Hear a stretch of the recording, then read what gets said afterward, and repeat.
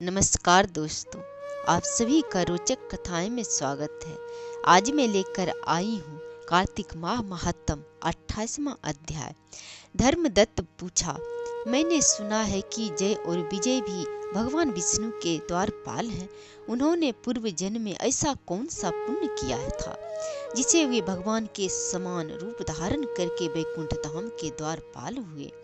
दोनों पार्षदों ने कहा, ब्राह्मण, पूर्व काल में मैं तृण बिंदु की कन्या देवहूति के गर्भ से महिष कर्दम की दृष्टि मात्र से 2 पुत्र उत्पन्न हुए। उनमें से बड़े का नाम जय और छोटे का नाम विजय हुआ। पीछे उसी देवहूति के गर्भ से योग धर्म के जानने वाले भगवान कपिल उत्पन्न हुए। जय और विजय सदा भगवान की भक्ति में तत्पर रहते थे। वे नित्य अष्टाक्षर मंत्र का जप और वैष्णव व्रतों का पालन करते थे। एक समय राजा मरुत ने उन दोनों को अपने यज्ञ में बुलाया। वहां जय ब्रह्मा बनाए गए और विजय आचार्य। उन्होंने यज्ञ की संपूर्ण विधि पूर्ण की।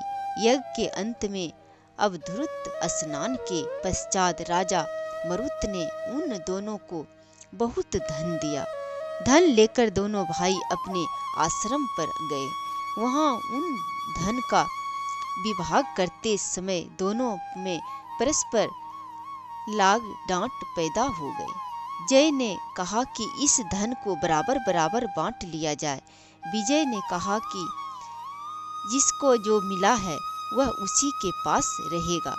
तब जय ने क्रोध में आकर लोभी विजय को श्राप दिया, तुम ग्रहण कर के देते नहीं हो, इसलिए ग्राह अर्थात मगरमच्छ हो जाओ। जय के श्राप को सुनकर विजय ने भी श्राप दिया, तुमने मद से भ्रांत होकर श्राप दिया है, इसलिए तुम मातंग अर्थात हाथी की योनि में जाओ।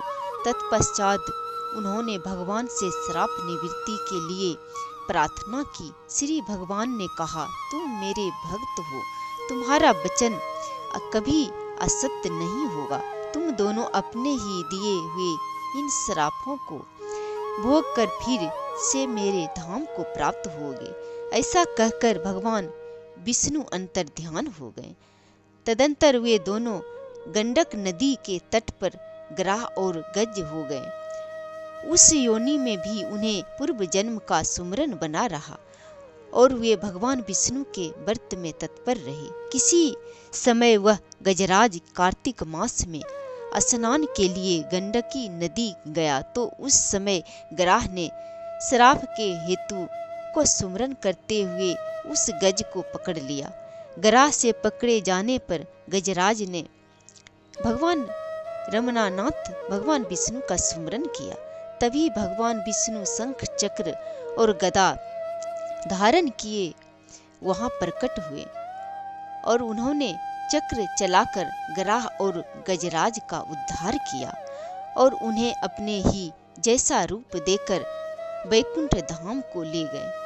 तब से वह स्थान हरि क्षेत्र के नाम से प्रसिद्ध है। वे ही दोनों विश्व विख्यात जय और विजय है जो भगवान विष्णु के द्वारपाल हुए हैं।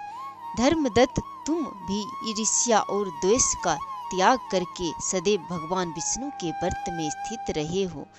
समदर्शी बनो। कार्तिक माघ और वैशाख में महीनों में सदैव प्रातः काल स्नान करो।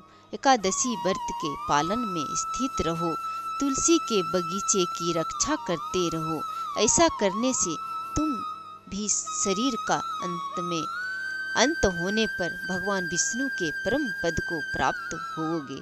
भगवान विष्णु को संतुष्ट करने वाले तुम्हारे इस व्रत से बढ़कर नो यज्ञ है, नो दान है और नो तीर्थ ही है। विप्रवर, तुम धन्य हो जिसके व्रत के आधे भाग का फल पाकर यह स्त्री हमारे द्वारा वैकुंठ धाम में ले जाई जा रही है। नारद जी बोले, हे राजन, धर्मदत्त को इस प्रकार उपदेश देकर वे दोनों विमानचारी पार्षद उस काल्हा के साथ वैकुंठ धाम को चले गए।